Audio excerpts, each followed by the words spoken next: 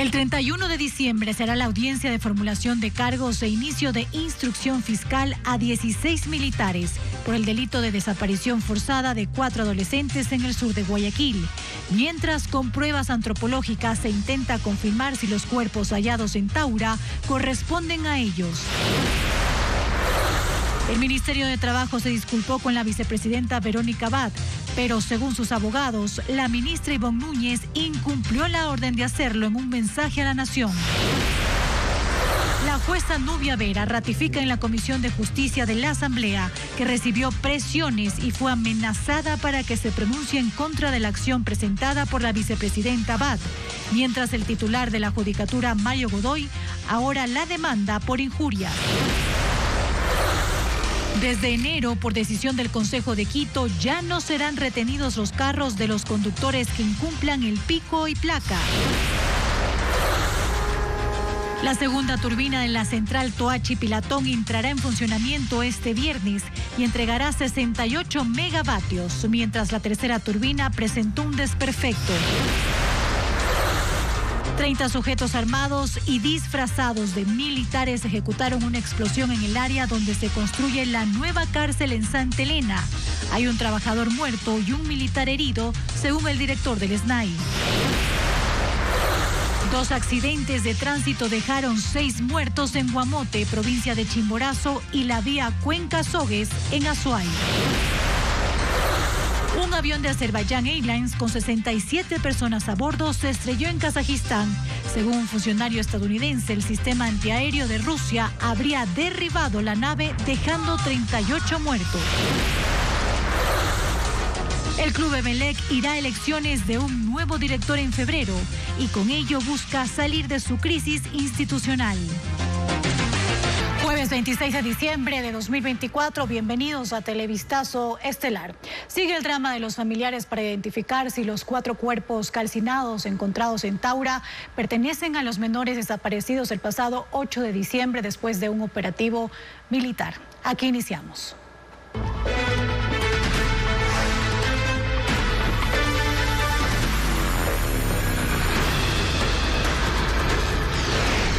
Los 4. ¿Quién los desapareció? La identificación de los 4 cuerpos encontrados en Taura la tarde del martes se complica porque estaban incinerados. Los peritos entrevistaron a las familias de los menores desaparecidos en busca de características físicas de los adolescentes, pero si ese proceso falla, se tendrá que recurrir a pruebas de ADN. Merlin Ochoa continúa con la información.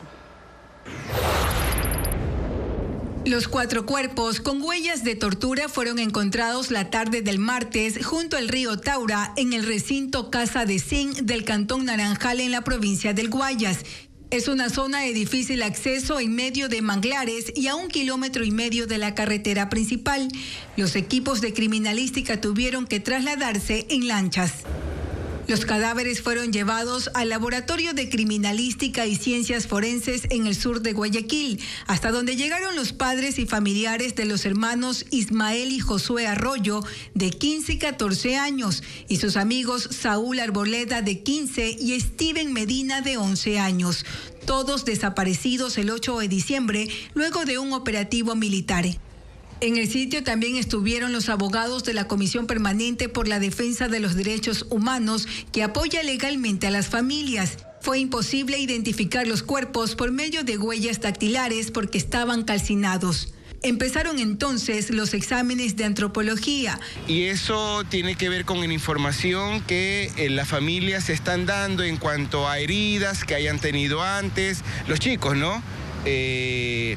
Prótesis y otro tipo de, digamos, características fisiológicas que los chicos presenten.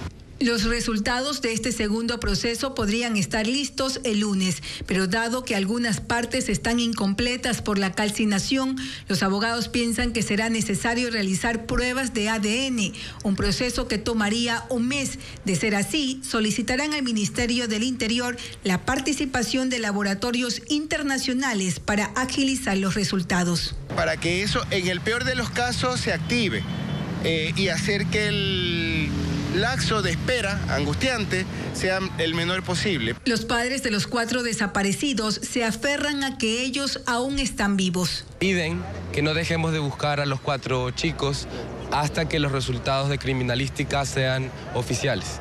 Para ellos, los 4 niños aún siguen con vida y hay que buscarlos. La mañana de este jueves llegó hasta la morgue el director del Servicio Nacional de Medicina Legal y Ciencias Forenses y un equipo de la Fiscalía, pero no dieron declaraciones. En paralelo, se esperan los resultados de la autopsia para determinar las causas de muerte de los cuerpos encontrados en Taura. Mientras tanto, el próximo 31 de diciembre se realizará la audiencia de formulación de cargos e inicio de instrucción fiscal contra 16 militares por el delito de desaparición forzada contra 4 adolescentes en el sur de Guayaquil. La actualización de este proceso judicial con Bessie Granja. El próximo 31 de diciembre a las 10 de la mañana se realizará la audiencia de formulación de cargos e inicio de instrucción fiscal por el delito de desaparición forzada en contra de 16 militares de la Fuerza Aérea Ecuatoriana, vinculados en la desaparición de los adolescentes Nehemías Arboleda, Steven Medina, Josué e Ismael Arroyo, ocurrida el pasado 8 de diciembre. La diligencia será en la Unidad Judicial Penal Valdivia, en el sur de Guayaquil. La decisión se adoptó este 24 de diciembre, luego de que la jueza Tanya Loor aceptó el recurso de habeas corpus solicitado por las familias de los menores, en coordinación con el Comité Permanente por la Defensa de los Derechos Humanos. Según la magistrada, se encontraron elementos que hacen presumir que los 16 militares, quienes detuvieron a los adolescentes, no cumplieron con los protocolos establecidos para estos casos, como solicitar cooperación de la Policía Especializada en Niños, Niñas y Adolescentes, DINAPEN. Además, que no existe para las Fuerzas Armadas la facultad de intervenir en procedimientos contra menores de edad, peor aún, en conflicto con la ley. En una entrevista radial durante esta mañana, el ministro Giancarlo Lofredo confirmó que los 16 integrantes de la FAE se encuentran bajo custodia militar. No de sus pares, sino de oficiales y de inteligencia para asegurar que no vaya a haber la posibilidad de que se nos llegue a extraviar alguno de ellos. En caso de que sean requeridos por la Fiscalía, dijo el ministro, serán las Fuerzas Armadas las responsables de trasladarlos a rendir declaraciones o para cualquier otra diligencia. El Ministerio de Trabajo publicó un comunicado de disculpas públicas a la vicepresidenta Verónica Abad, con el que no están de acuerdo sus abogados. Ellos dicen que la cartera de Estado no cumple la sentencia, pues las disculpas deben emitirse en cadena nacional. Fabiola Santana con las reacciones.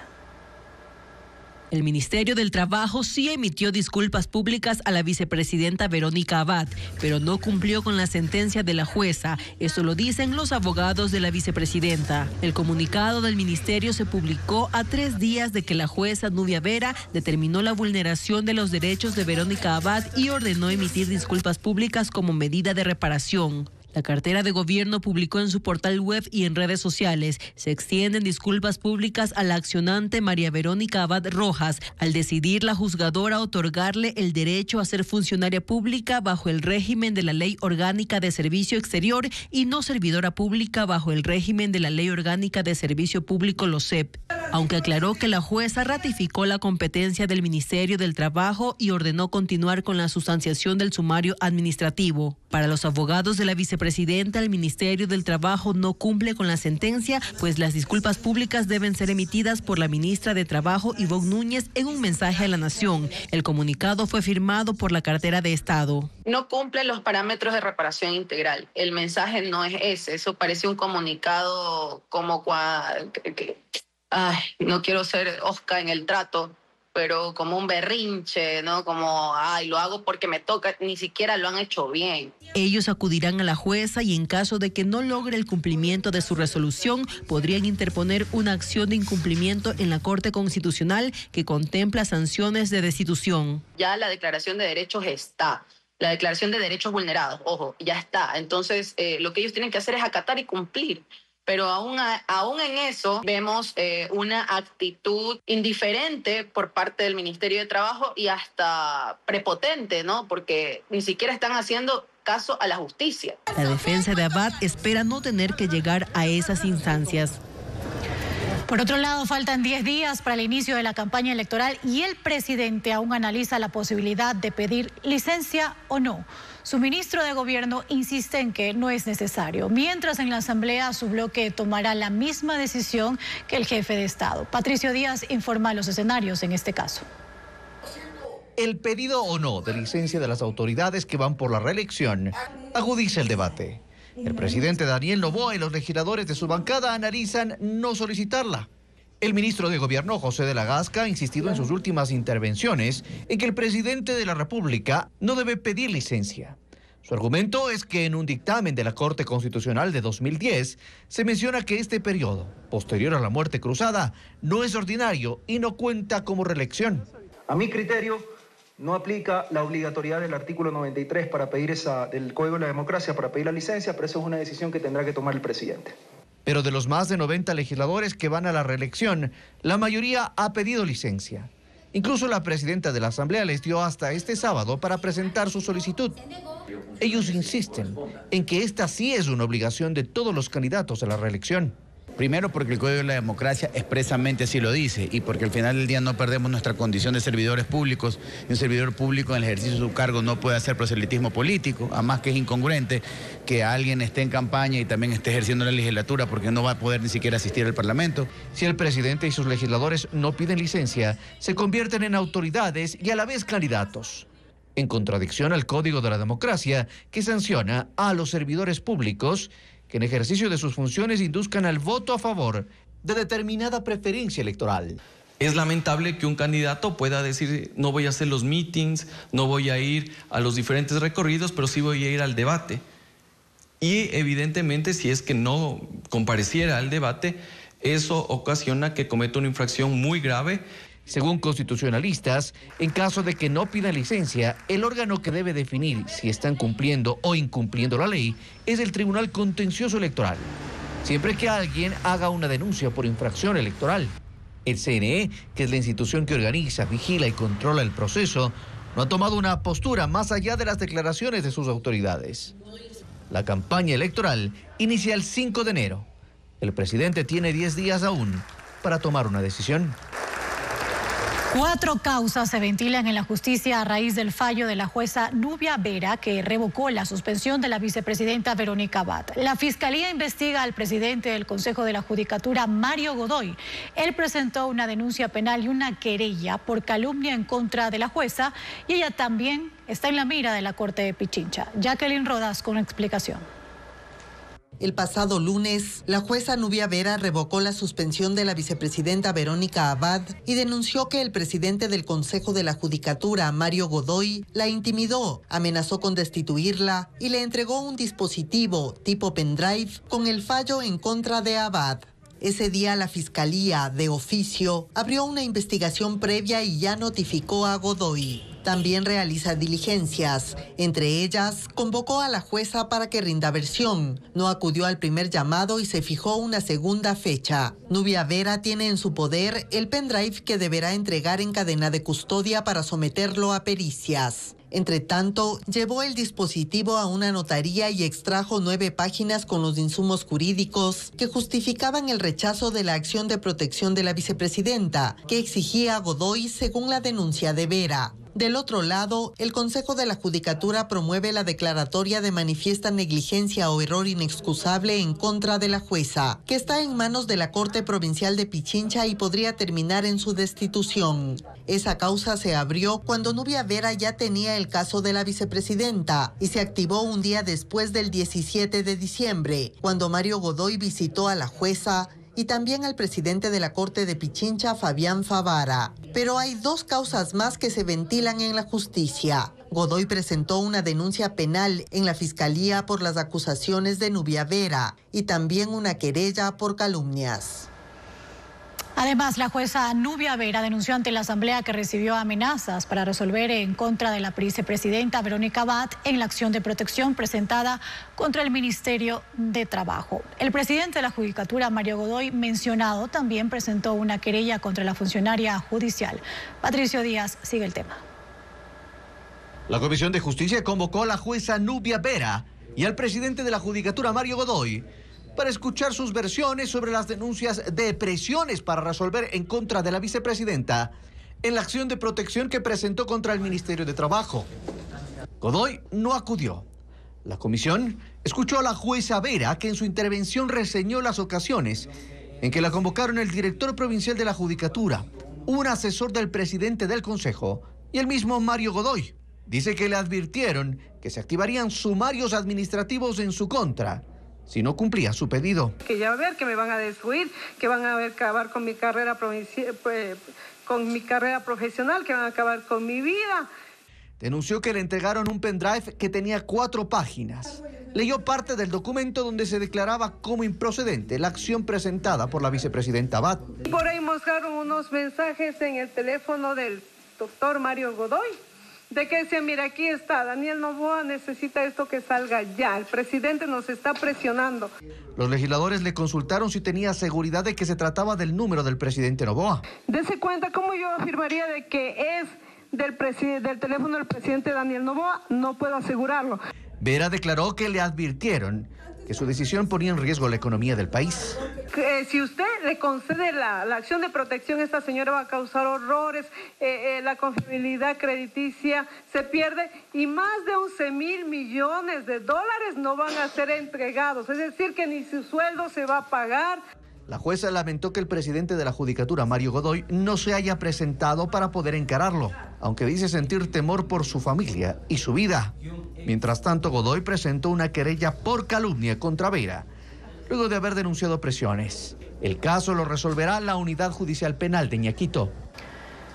Un avión de Azerbaijan Airlines con 67 pasajeros y tripulantes se estrelló en Kazajistán. La aeronave se dirigía al sur de Rusia, pero fue obligada a desviarse y finalmente cayó. Se investiga si disparos de un sistema de defensa aérea de Rusia dañaron la nave y la derribaron. La imagen muestra los últimos instantes del avión de Azerbaijan Airlines que intentaba un aterrizaje de emergencia. Tenía daños severos y estaba completamente fuera de ruta. Perdió altura en pocos segundos. El piloto logró estabilizarlo por un momento, pero poco después volvió a descender sin control. Se estrelló e incendió.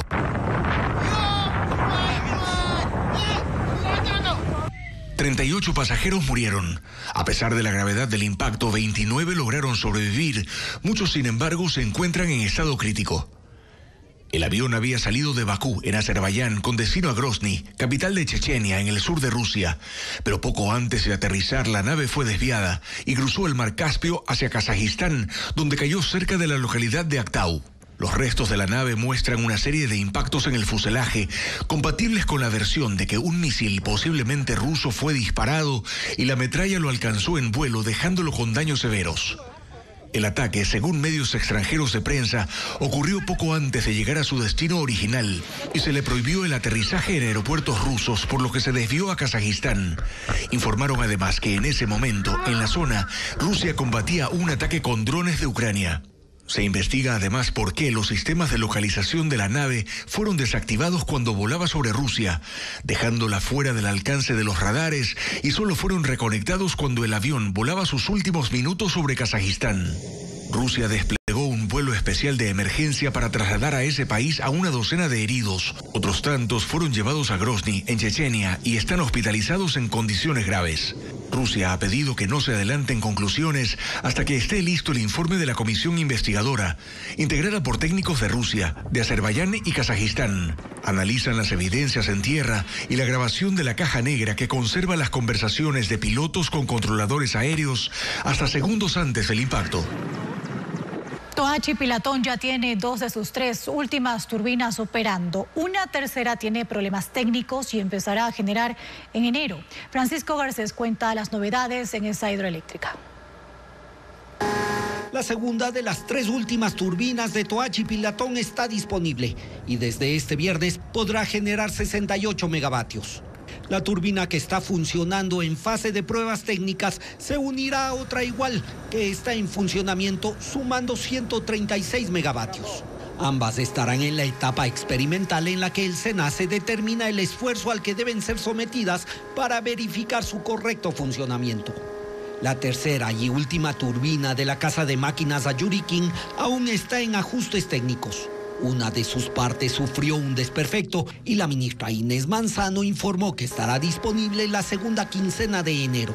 Tras la reparación, esta turbina pasó la primera prueba de giro y se encuentra en etapa de calibración. Una vez que esa turbina entra a prueba, se unirá con las dos en funcionamiento, completando 204 megavatios. Con su puesta en marcha se habrá completado la última etapa de construcción de esta central, que es la única hidroeléctrica nueva con la que cuenta el Ecuador. Y cuando las pruebas de todos los equipos terminen, la hidroeléctrica Toachi-Pilatón estará en capacidad de entregar 254 megavatios, sumando la energía de la primera etapa del proyecto, que es la Casa de Máquinas Arapuyo, que funciona desde el 2023. El Ministerio de Energía prepara la llegada de una tercera barcaza de generación eléctrica. El proceso de contratación concluyó y ese equipo estará entregando energía en enero. La segunda barcaza en el río Guayas empezó ya su producción experimental.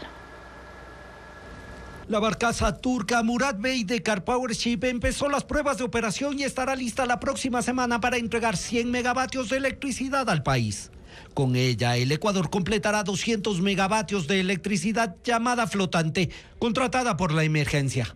Los detalles de su contratación no se han hecho públicos. Estuvo a cargo de la electrogeneradora del Austro, Elecaustro, y según el Ministerio de Energía, incluye generar durante al menos 6 meses. Se podrá alargar y se pagará solo por la energía suministrada, cuya cantidad se definirá diariamente. Hay entonces una diferencia con el contrato de la barcaza Emre Bey de la turca Car Power Ship, que también genera 100 megavatios desde septiembre, pero fue contratada por 1 año y medio por $115 millones. La ministra de Energía, Inés Manzano, anunció el miércoles que el 6 de enero llegará al país una tercera barcaza, también de 100 megavatios. Fue contratada por Elecaustro bajo condiciones similares a la segunda. El plan del ministerio es que en enero haya 300 megavatios disponibles de energía flotante con las 3 barcazas. Según la ministra, hay otros 2 contratos en curso para generación en tierra. Uno es para generadores por 20 megavatios que serán instalados en la central El Descanso y fue firmado con el consorcio Prime Energy Group. Y el segundo con Electro Vesubio para instalar una turbina a gas que podría generar 15 megavatios. En medio de la negociación de estos contratos, renunció el gerente de Elecaustro, Cristian Piedra. Este viernes los accionistas de la empresa fueron convocados para conocer la renuncia y nombrar al reemplazo de Piedra, quien se hará cargo del desarrollo de los contratos firmados.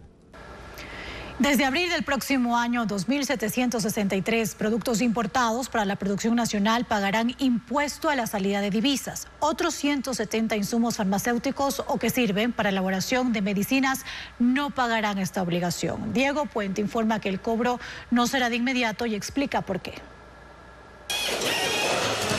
2.763 productos usados como materia prima pagarán desde abril 2,5% de impuesto a la salida de divisas, según un listado emitido por el Ministerio de Economía y Finanzas. En este listado constan, por ejemplo, reproductores de raza pura para ganadería, vacunas libres para patógenos de uso agrícola, corteza de frutas, polímeros naturales y especies. En otras industrias se cobrará el impuesto para placas naturales, láminas, hojas, tiras de plástico, cartones, textiles y material fotográfico.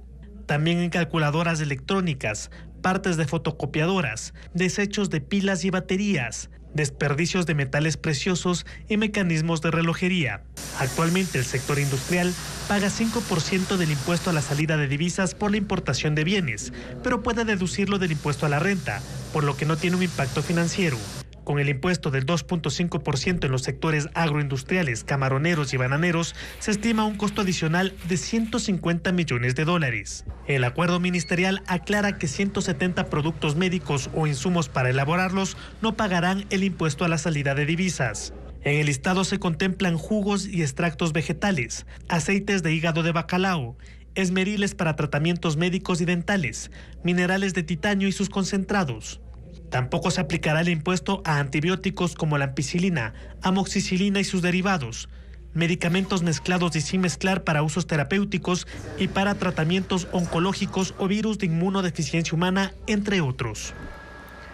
Ucrania condena el ataque ruso con 70 misiles y 100 drones en Navidad. El presidente Volodymyr Zelensky dice que fue un acto inhumano que apuntó a la infraestructura energética para dejar a miles de personas sin calefacción en medio del invierno. También fue atacado un mercado dejando varios heridos.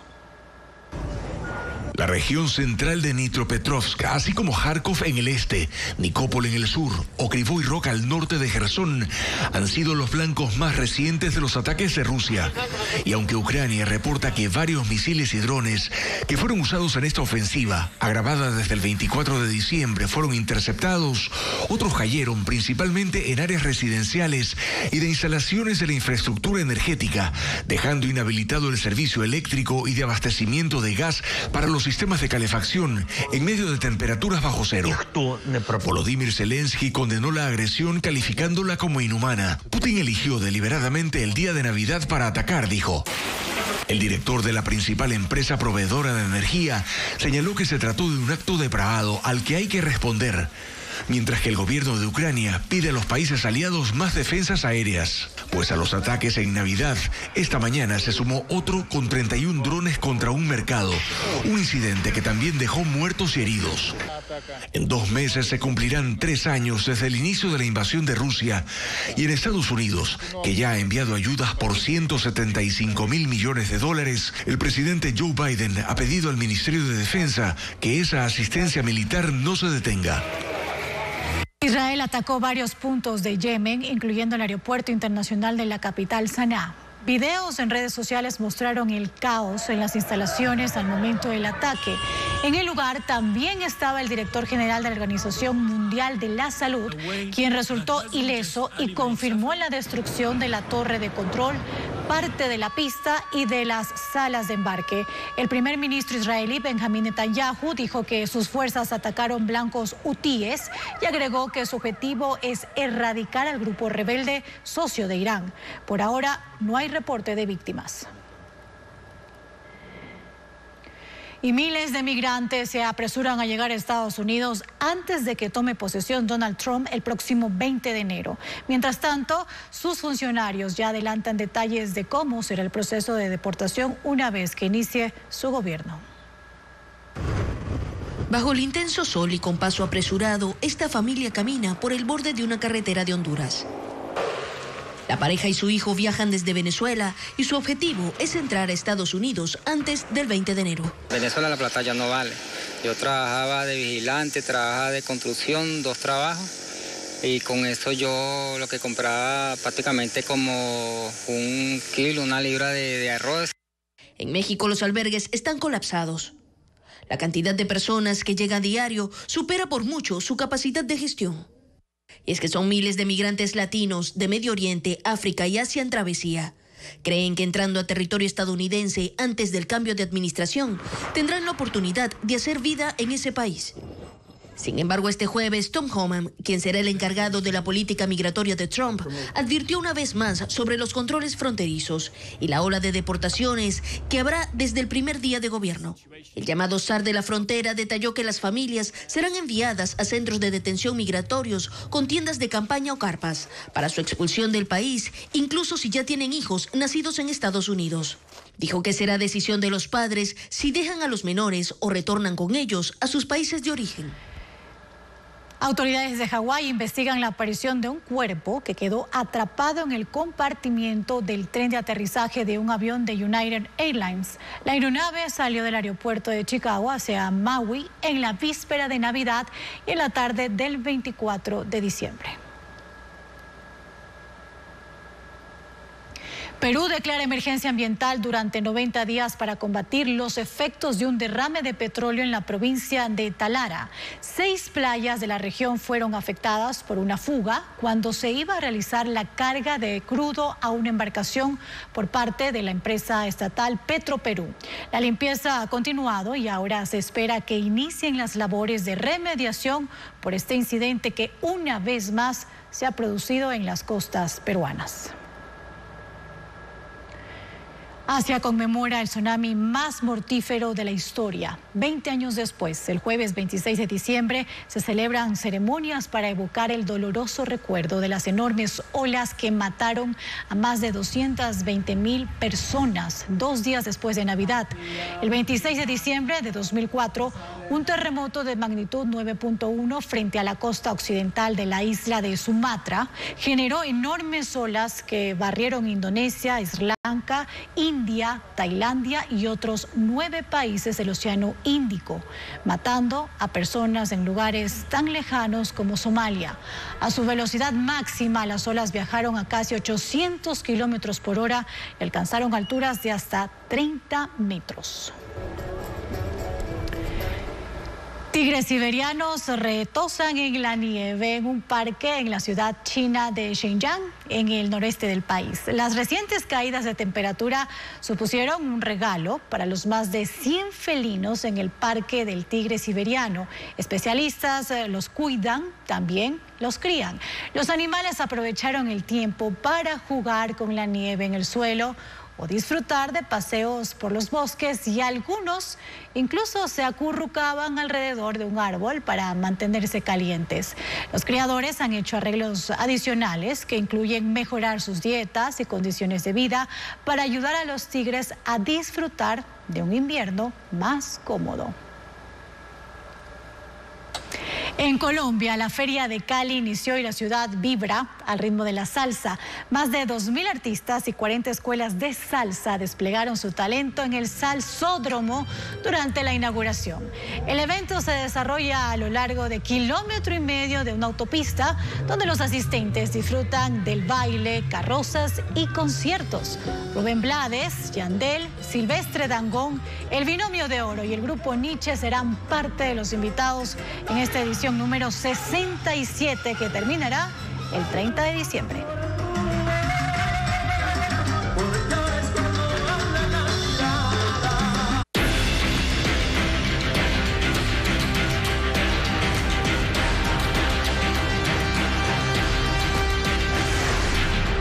Conductores, las reglas que cambian.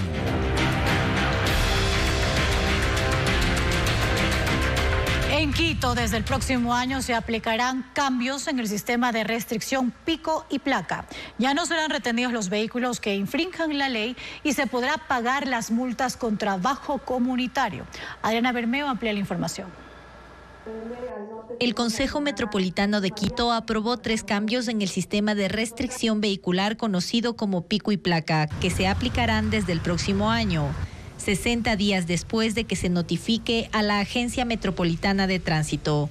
El primer cambio es la prohibición de retener los vehículos que incumplan el pico y placa y que hasta ahora son trasladados a los patios de la AMT. Con la reforma, los agentes de tránsito notificarán la infracción al conductor, que podrá circular con ese documento durante toda la franja horaria en la que fue multado. Si ocurrió en la mañana, de 6 a 9:30, y si fue en la tarde, de 16 a 20 horas. En la tarde, que es una segunda franja horaria, no cuenta esa como la infracción de la mañana, lo que significa que puede ser infraccionado en la mañana una vez, solo una, pero si en la tarde vuelve a cometer la misma infracción, se le va a sancionar. Actualmente, cuando un auto es retenido, el conductor asume el costo de la plataforma o grúa, que oscila entre $50 y $70, y el tiempo que se queda sin movilización, en muchos casos una herramienta de trabajo. El segundo cambio está relacionado con las multas que se incrementarán cuando haya reincidencia. La primera vez, la sanción se mantiene en el 15% de un salario básico, $70.50. La segunda vez, la sanción sube del 25 al 30% de un salario básico, $141. Desde la tercera vez en adelante, se mantiene en 50% de un salario básico, $235. La tercera reforma es que los conductores podrán pagar esas multas con trabajo comunitario. Se pueden hacer parte de las campañas de educación vial. Tenemos señalética en mal estado que deseamos limpiarla. Hay 1.000.000 de cosas que se puede hacer. Cada hora de trabajo comunitario será contada como $10 del pago de la infracción. La Agencia Metropolitana de Control supervisará el cumplimiento y pasará un informe a la Agencia Metropolitana de Tránsito para que se subsane la multa. En Quito circula 500.000 de vehículos, sobre los que se aplicarán los cambios del pico y placa. Sin llegar a acuerdos definitivos, se llevó a cabo la primera de las mesas técnicas en las que el municipio de Guayaquil analiza cómo implementará el cobro del impuesto al rodaje vehicular. Este tributo estuvo suspendido durante 4 años, pero a partir de 2025 los valores acumulados serán recaudados de manera retroactiva. Fernando Terranova lo explica. Es oficial, el Consejo Cantonal de Guayaquil aprobó una ordenanza para cobrar desde 2025 el impuesto al rodaje a todos los dueños de vehículos. Antes el SRI recaudaba ese tributo, pero desde 2020 el COTAD transfirió esa responsabilidad a los municipios. No obstante, en Guayaquil, la administración de Cynthia Viteri suspendió su cobro en 2021. Ahora esos valores represados se cobrarán retroactivamente, lo que implica que los conductores deberán abonar los impuestos de los últimos 4 años. Además del correspondiente a 2025. El monto del impuesto varía entre $5 y $70 anuales, dependiendo del avalúo del vehículo. Solo los que cuesten menos de $1,000 quedarán exentos. El tema ha generado intensos debates en las últimas sesiones de consejo. Está bien, hay ciertos carros que no les van a cobrar, de 0 a 1,000. ¿Qué tipo de carro cuesta $1,000? Hay otras personas que se han esforzado para comprar sus carros y van a tener que pagar. Cuando hay que aplicar la ley, hay que aplicar la ley. Aquí no es a conveniencia, ni en los tiempos que sí, que no, que vayan a manifestar a Quito si la situación está mal. De los 700.000 vehículos que conforman el parque automotor de Guayaquil, el 80% está valorado hasta en $12,000. Eso quiere decir que el guayaquileño, aproximadamente el 80%, va a tener que pagar $15 anuales. La primera mesa técnica se desarrolló a puerta cerrada la mañana del 24 de diciembre. Participaron autoridades de la Agencia de Tránsito, del municipio y 7 concejales, pero al final no hubo acuerdos. La edil Cynthia García propuso un mecanismo para no cobrar el impuesto, modificando la tabla según los avalúos de los vehículos y poniendo valores simbólicos o valor cero. La ley es clara y establece una tabla, pero dice que esta puede ser modificada por ordenanza en Consejo Cantonal. Y lamentablemente no lo quisieron aprobar. El alcalde Aquiles Álvarez dice que se empezará a cobrar el valor de 2025. Los valores retroactivos están en análisis. Pero hay que cobrarlo, porque no es algo que decide el municipio, es algo que por ley nos toca. Me encantaría no cobrar. Con el impuesto al rodaje, el municipio de Guayaquil proyecta recaudar $4.3 millones anuales. Un bus de la cooperativa Línea Gris sufrió un volcamiento y cayó 120 metros hacia una quebrada en el cantón Guamote. 3 personas fallecieron y otras 5 resultaron heridas. Más de 5 horas les tomó a las autoridades recuperar los cuerpos y trasladar a los heridos a hospitales. La mañana de este jueves, un bus de la cooperativa Línea Gris que cubría la ruta Palmira-Guamote se volcó y cayó a una quebrada de 120 metros de profundidad. Más de 5 horas les tomó a los bomberos recuperar los cuerpos de las 3 víctimas mortales y rescatar a los 5 heridos. El vehículo que se dirigía hacia el cantón Guamote sufrió el volcamiento en una zona de difícil acceso, por lo que las labores de rescate se complicaron. Los 5 heridos fueron trasladados a los hospitales de Guamote y Riobamba. Se realizó un triaje para poder valorizar a las víctimas y darle prioridad de traslado a cada una de ellas. Se trasladaron a la ambulancia del Cuerpo de Bomberos 2, se pidió colaboración igual a la ambulancia de Alausí y de Colta, las cuales también acudieron al lugar. Entre las víctimas fatales se encuentra un adulto mayor y su hijo, ambos oriundos de la comunidad de Atapo, Larcapamba, y un tercer fallecido de la comunidad vecina de Atapo, San Francisco. Según testigos, los 3 viajaban hacia Guamote para asistir a la feria semanal. Peritos del Servicio de Investigación de Accidentes de Tránsito, CIAT, recabaron indicios para esclarecer las causas del siniestro de tránsito. Se realizará la respectiva investigación bajo ya la veña de Fiscalía y autorizado por Fiscalía para proceder a hacer las pericias pertinentes para poder establecer quién estuvo conduciendo el vehículo siniestrado. Los cuerpos de las víctimas fueron trasladados al centro forense de la ciudad de Riobamba. Y esta tarde se conoció de otro mortal accidente de tránsito, esta vez en la vía Cuenca-Azogues, a la altura de la Universidad de la SUAY. 3 personas, 2 hombres de 32 años y una mujer de 34 fallecieron, según los bomberos, luego de que el vehículo en el que se movilizaban, que iba a exceso de velocidad, chocara contra un muro y poste. El automóvil quedó partido por la mitad, mientras el conductor fue detenido, dando positivo a la prueba de alcoholemia, según el gerente de la empresa de de Movilidad y Tránsito de Cuenca, Lenin Guzmán. La vía permanece cerrada para las investigaciones pertinentes. El gobierno calificó como un acto terrorista a la explosión registrada en el lugar donde se construye la nueva cárcel de Santa Elena. Quienes viven por el sector están atemorizados y exigen protección de la fuerza pública. En el pueblo no se habla de otra cosa. Cuestión de que están esas bombas que han tirado, dice. Las bombas a las que se refiere fueron lanzadas a la madrugada del 25 de diciembre en el sitio donde se construye la nueva cárcel. Un grupo armado de unos 30 individuos disfrazados con uniformes militares, irrumpieron en una obra en construcción, causando destrucción y terror. Un trabajador murió y un militar quedó herido. Además, otros 5 trabajadores fueron secuestrados, pero la policía los liberó poco después.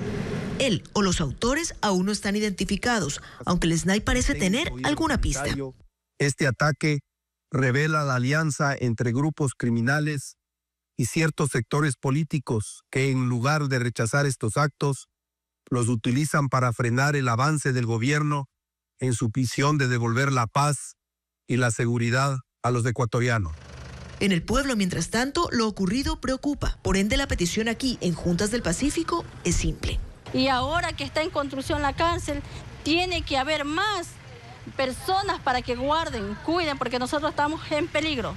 Exigimos seguridad en nuestro pueblo si se va a continuar.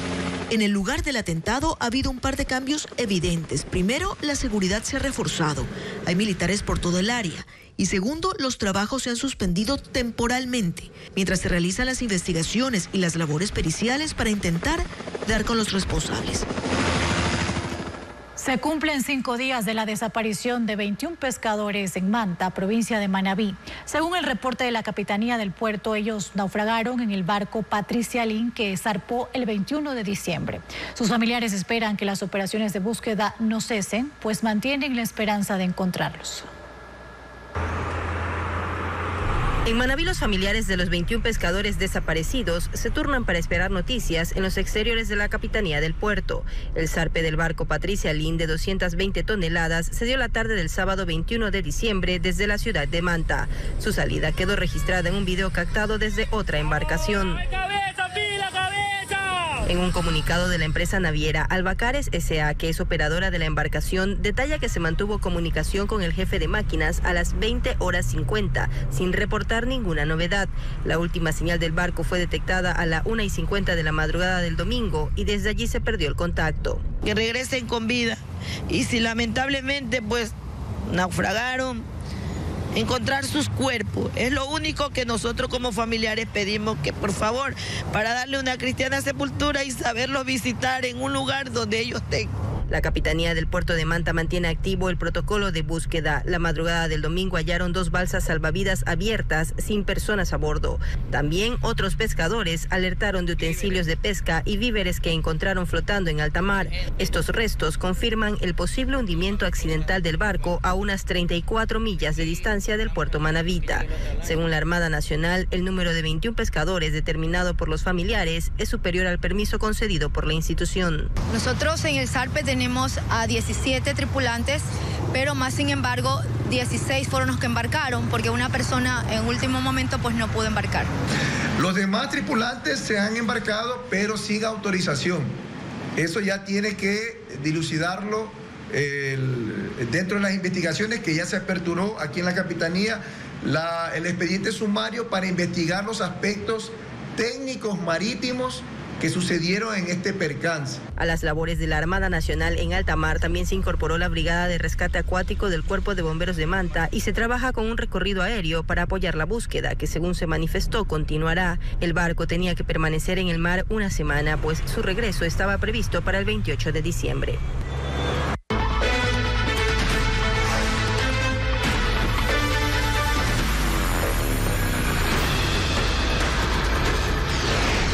Los 4. ¿Quién los desapareció? Han pasado 18 días desde la desaparición de los 4 menores de edad en Guayaquil. Los pronunciamientos del gobierno y las Fuerzas Armadas han sido confusos, contradictorios y han sembrado más preguntas. Luis Alfredo Zúñiga tiene la línea de tiempo.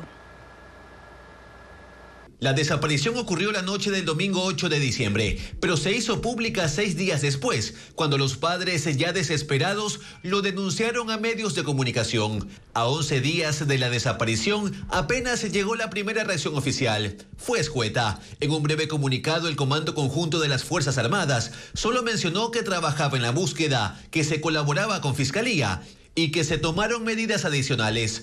No se aclaró por qué militares tomaron ese procedimiento, por qué se detuvo a los menores, ni por qué fueron llevados a Taura. 2 días después, las redes sociales volvieron a ser la vía para que el gobierno se pronuncie, sin opción a preguntas. En un video, el ministro de Defensa, Giancarlo Lofredo, junto a las cabezas del bloque de seguridad, señaló responsables, dijo que fueron grupos delincuenciales y eximió de culpa a los militares, algo que ratificó el jefe del Comando Conjunto.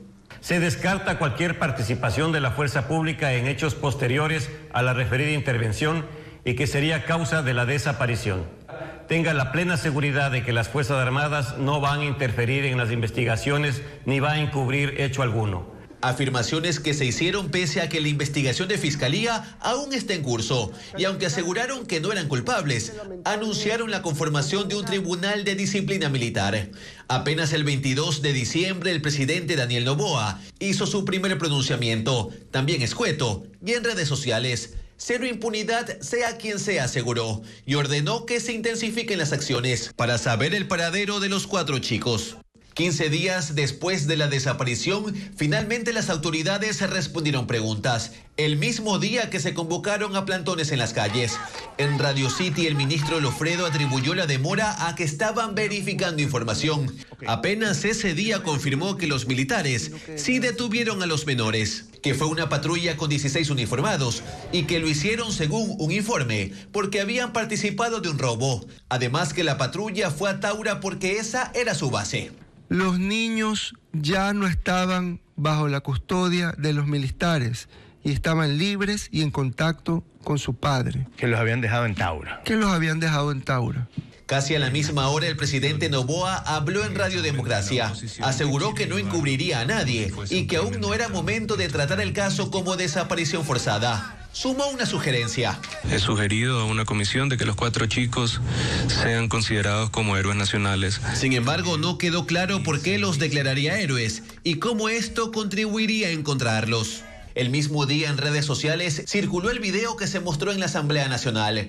Ahí se observa militares aprendiendo al menos a 2 personas y se aseguró que eran los ahora desaparecidos. Esa noche en el programa Ver a su manera, el ministro de Gobierno sí habló de que fue un procedimiento irregular y que por eso se conformó el Tribunal de Disciplina Militar. Que han habido procedimientos irregulares, que han habido conductas irregulares que llegaron hasta cierto punto, que no debieron haber ocurrido. Este jueves el bloque de seguridad canceló un nuevo pronunciamiento, sin explicar los motivos. Quien sí habló en Radio Centro fue el ministro Lofredo. Dijo que la sugerencia de declarar los héroes era con el ánimo de resarcir a las víctimas. Pero nuevamente, no se profundizó. Narró lo ocurrido el 8 de diciembre una vez más, tal como lo dice el informe militar. Pese a que en la audiencia de habeas corpus, la Fiscalía señaló que no hay elementos que indiquen que los 4 adolescentes participaron en un delito. Lofredo informó también que los militares nunca notificaron a sus superiores del procedimiento.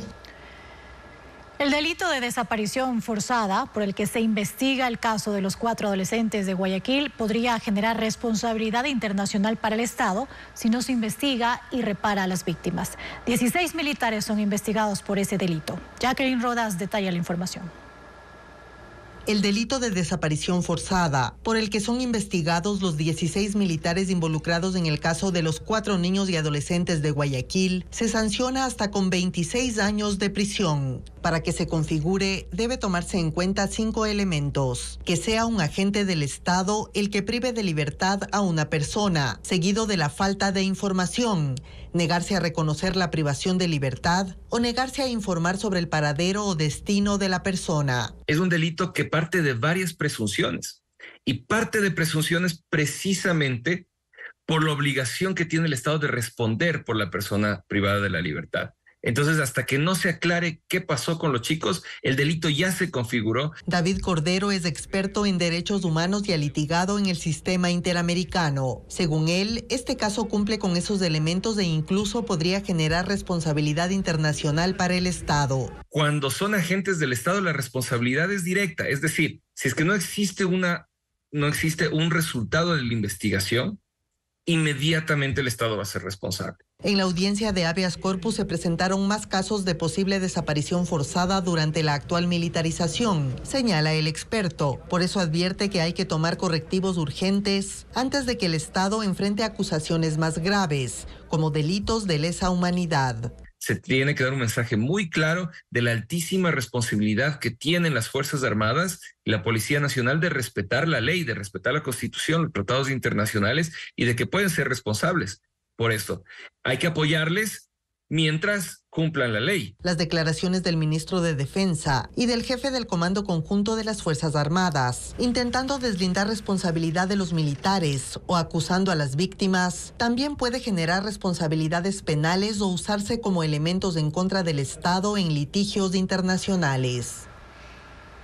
El cobro del impuesto predial en Quito, Guayaquil y Cuenca iniciará el 1 de enero de 2025 con descuentos para los contribuyentes que cancelen los valores tributarios durante los 3 primeros meses del año. Este y otros servicios los detallamos en el siguiente informe.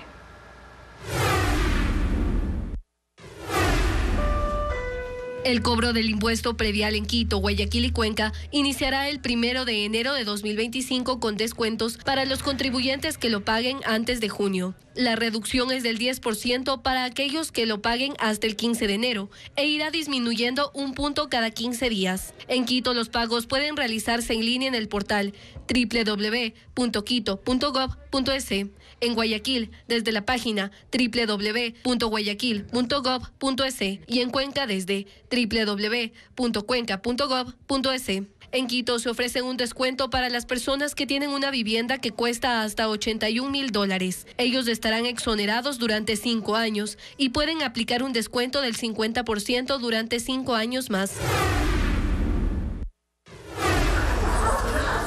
La empresa de agua potable en Quito informó que sus usuarios deben actualizar sus datos para recibir la factura de consumo, notas de crédito y notificación de suspensión de servicio. El trámite se debe realizar de forma presencial de lunes a viernes en cualquiera de las 9 agencias del EPMOPS de 8 a 16:30. Para mayor información puede ingresar a la página www.aguaquito.gov.es. La gestión debe realizar el titular de la cuenta o puede autorizar a un tercero y agregar copias de cédula.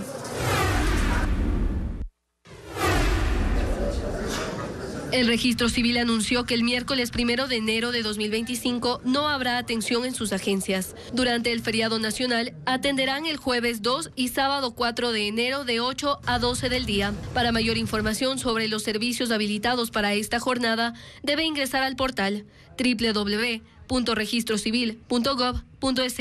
A partir del 6 de enero, atenderán con normalidad de 8 a 17 horas.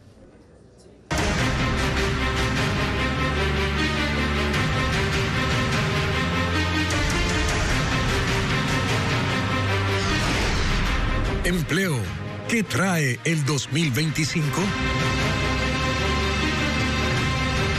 En contacto directo de esta mañana, analistas hablaron sobre las claves de generación de empleo para 2025. Los expertos coincidieron en que las nuevas oportunidades de trabajo están vinculadas con la tecnología. En contacto directo, la decana de la Escuela de Negocios de la ESPOL, María Granda, y Carlos Loaiza, expresidente de la Cámara de Comercio de Quito, analizaron las proyecciones de empleo en el 2025. Coinciden en que el Ecuador necesita una agenda a mediano y largo plazo, porque el país no sabe cuál es el horizonte de su desarrollo industrial. Tenemos que volver a generar espacios y oportunidades dentro del Ecuador para que nuestros jóvenes puedan mirar que existe futuro, que existen oportunidades de crecimiento y de desarrollo. Ellos creen que es difícil pensar en un 2025 con más empleo, por la incertidumbre en el primer trimestre por las elecciones. El escenario actual de crisis, de inseguridad, de cortes de energía, tampoco ha permitido que el empleo pueda florecer, por así decirlo. Tenemos desde el año pasado, desde mirando las cifras noviembre de 2023, noviembre de 2024, realmente hay un estancamiento. A inicios del año, según un informe de la Organización Internacional del Trabajo, el 22% de los jóvenes entre 15 y 24 años eran ninis, es decir, no estudian y no trabajan. Hay mujeres, jóvenes y adultos mayores que forman parte del 60% de la población que no tiene un empleo adecuado. Aseguran que el empleo no se consigue con decretos, sino con condiciones para reactivar las industrias. Tenemos que generar espacios para la inversión privada en electricidad, en educación, en salud, en grandes proyectos de infraestructura que el Ecuador no ha tenido en los últimos años. Afirman que en un mundo de constante evolución, los empleos del futuro estarán marcados por la innovación y la tecnología. Creo que todas estas carreras alrededor de ciberseguridad, alrededor de analítica de datos, alrededor de todo lo que significa el manejo de las redes sociales, de todo lo que es ese mundo de digital, creo que hay una oportunidad y unos espacios muy relevantes. A nivel de carreras digitales tenemos programas de bootcamps, que son programas cortos de 6 meses donde el joven puede aprender a programar e insertarse de forma rápida en el mercado laboral. Aseguran que sin horizontes definidos o un plan país, se prevé un aumento del desempleo para 2025. 132,000 empleos plenos se perdieron en el país en el último año. Así lo señala el Instituto Nacional de Estadísticas y Censos en su reporte de noviembre. Si la comparación se la hace con septiembre, el mes en que los apagones se agudizaron, los empleos adecuados que se perdieron son 250,000. El Instituto Nacional de Estadísticas y Censos publicó los resultados nacionales del mes de noviembre de su encuesta de empleo, desempleo y subempleo. La muestra se tomó en 9.016 viviendas de forma personal y los resultados no son precisamente alentadores. Contrario a los pronunciamientos de autoridades, el INEC señala que el empleo adecuado cayó en el país. Si en noviembre del 2023, cuando asumió el poder el actual gobierno, había 3.037.000 personas con empleo pleno, un año después son 2.905.000. La diferencia es de 132.000 personas. La caída es mayor si la comparación se la hace con el mes que registró la mayor cantidad de personas con empleo adecuado. Ese mes fue septiembre, con 3.155.000 personas, que comparados con el valor de noviembre, evidencia una reducción de 250.000 empleos formales. El INEC también recoge las cifras de subempleo y de lo que llaman empleo no remunerado, empleo no pleno y empleo no clasificado. En otras palabras, el trabajo informal. En noviembre del 2023 sumaban todas estas categorías en conjunto 5.160.000 personas. Un año después, el INEC cuenta 5.396.000 ciudadanos en esos registros, un incremento de 236.000 personas a esos tipos de empleo que son de menos de 40 horas, que perciben menos del salario mínimo, y eso cuando tienen una remuneración. La encuesta también presenta los valores de desempleo. En noviembre de 2023 eran 293.581 las personas en esa categoría. Un año después son 322.001. Es decir, hubo un incremento de 28.420 personas al desempleo. Valores que no llaman la atención ante la crisis energética que vivió el país. De hecho, el sector productivo lo alertó y la data oficial solo reconfirma las previsiones. Los ecuatorianos podrán gastar con sus tarjetas de crédito hasta $5.188 en el exterior sin pagar impuesto a la salida de divisas. Esto aplica a compras de celulares, ropa, electrodomésticos, comida y viajes. Diego Puente explica cómo se emplea este tributo. Los ecuatorianos que gasten hasta $5.188 en establecimientos del extranjero usando una o varias tarjetas no pagarán el impuesto a la salida de divisas. Esta resolución estará vigente desde el 1 de enero próximo hasta el 2027. Los consumos que superen ese monto pagarán el impuesto, pero solo el excedente de los $5.188. Lo que más paga el ISD son las importaciones, y dentro de las importaciones están consideradas estos consumos que hacen las personas, las familias, con tarjeta de crédito a través de los couriers, porque eso también es un método de importación. Hay dos consumos especiales, por estudios y por tratamientos médicos, que están exentos de pagar el impuesto. En el caso de estudios se podrá transferir el dinero por la totalidad de los costos relacionados con educación y cobrados directamente por la institución educativa en el extranjero. Se requiere presentar presentar en las agencias del SRI una solicitud de exención, carta de aceptación y matrícula. Claro, se reporta al Servicio de Rentas Internas cuál es el estudio, cuál es el programa, el estudiante, para que la persona que reciba esos recursos no tenga que pagar el impuesto de la salida de divisas.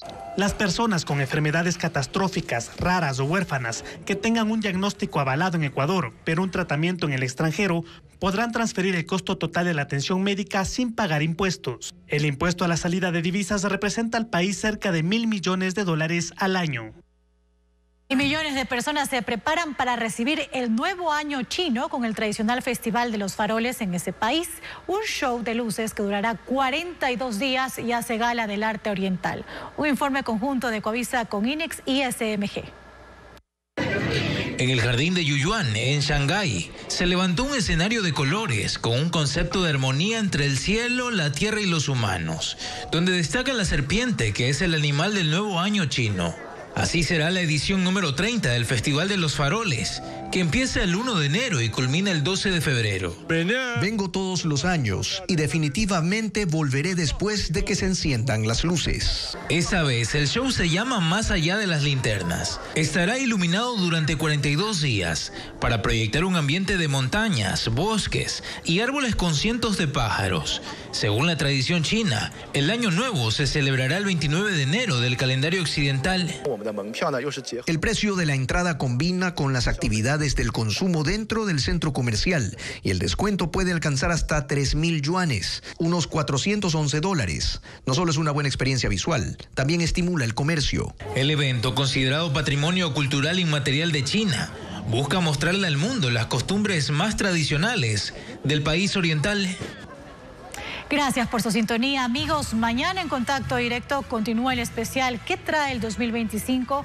Para abordar los temas más preocupantes para la ciudadanía. Esta vez la salud será analizada por Luis Sarracín, exministro de Salud, y Gulnara Borja, presidenta del Comité de Ética Médico y docente de la Universidad San Francisco de Quito.